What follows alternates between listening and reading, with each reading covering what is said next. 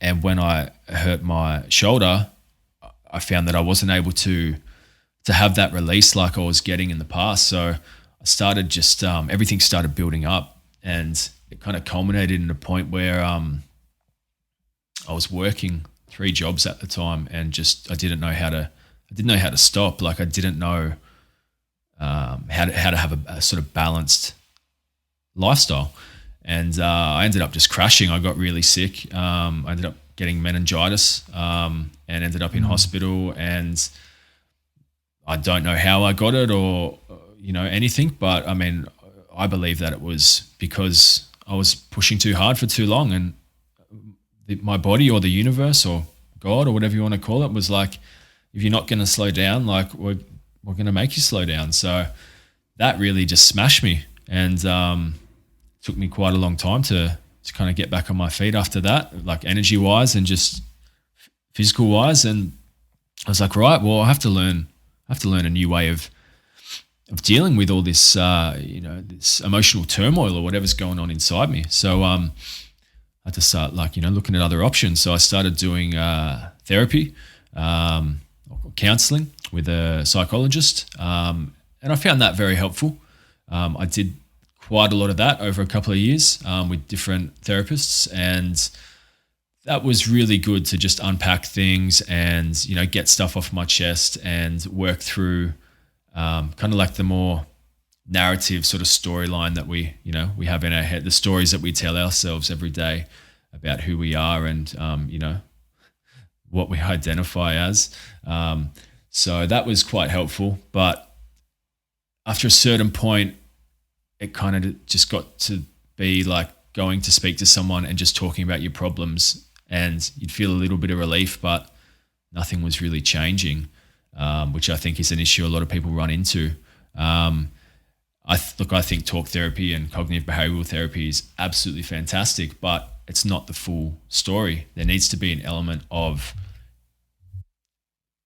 body awareness and embodiment and dealing with the emotions and the feelings that are coming up in the body. If you're going into a rage every time you get in your car and somebody beeps their horn at you and you see red, I mean, you can talk about that all day, about why that is and, why this person, as soon as the light goes green, why they should accelerate within 1 second. And if they don't, you can talk about all this stuff. But if you're not dealing with the actual energy that's in the body, you're kind of selling yourself short. Like it needs to be, in my opinion, you need to address it from both angles. And that's where a lot of the more body-based stuff has come in for me. Yeah. So I think that, I started with stuff like yoga. That was kind of the sort of introduction was, and I'm terrible at yoga. That's why I like it, because I'm so bad at it. Like I can go there and I'm like the Tin Man. I'm not flexible at all, and it's kind of a humbling experience for me. But it's that's not what yoga's about. It's about trying to find your edge or find your stretch or your little moment with your body and with what you're feeling. And can you feel this uncomfortable sensation, and can you sit with it, and can you just allow it? And so that was kind of like the entry point. And then, I mean, as you know sort of my story, it kind of progressed from there into different things were sort of happening sort of in the spaces around me. People were experimenting with magic mushrooms and different psychedelics and things like that. And I started getting sort of involved in that a little bit as well, yeah, which was a double-edged sword, I would say, yeah, at the time, to put it lightly. I mean, that's like most things, I suppose, but psychedelics and plant medicine especially. So, because I think around that time we'd be, I can't remember. I mean, we were taking, drinking and partying together when we were like 18, 19. But this is where I'm 33, 32. And we, I don't know where it started. I don't even know what year. I remember drinking ayahuasca in 2018 in Melbourne with Dad. And I went back to Thailand after that, and then came back to Australia in 2020, I think. Yeah, I think it was then. And then you might have had something, San Pedro, I think. at some point while I was gone, and then we came back, and then we drank a few times on a farm.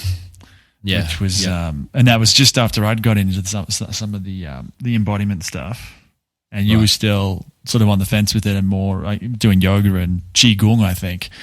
You were kind of doing a bunch of that stuff. That's right. Yeah. That sounds about right. I can't remember the exact time frames, but yeah, I sort of hadn't done anything because obviously, being in the army, like, I didn't even really drink much when I was in the army, like just complete, straight edge, as we used to say.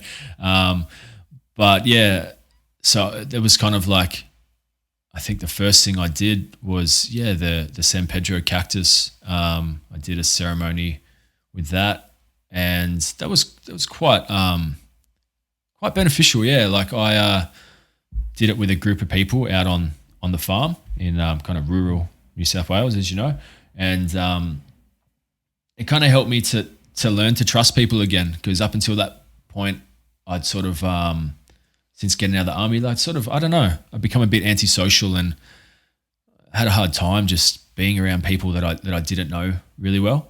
And I, probably heaps of reasons for it, but yeah, so that was a good experience. And then I remember you came back over to Australia, and I think, we had one or two times after that where we did, I think the San Pedro cactus again. And from what I remember, there was one day in particular that was quite emotional. I think